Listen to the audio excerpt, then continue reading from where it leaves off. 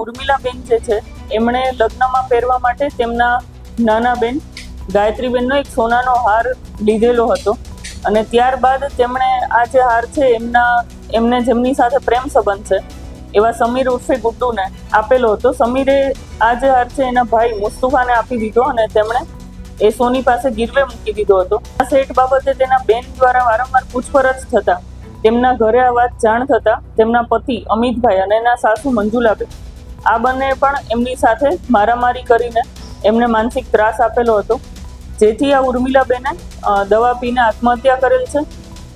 આત્મહત્યાનું દુષ્પ્રેરણ અને મારામારી અને અન્ય મદદગારીની કલમ હેઠળ ગુનો દાખલ કરવામાં આવેલ છે અને આ સમગ્ર ગુનાના બાબતે સમીર ઉર્ફે ગુડ્ડુ, તેનો જે ભાઈ છે મુસ્તફા, ઉર્મિલાબેનના પતિ અમિતભાઈ અને એના સાસુ મંજુલાબેનની ધરપકડ કરીને આગળની તપાસ હાથ ધરવામાં. અમારી તમામ માહિતીથી અપડેટ રહેવા માટે જોડાયેલા રહો S9 ન્યૂઝ સાથે.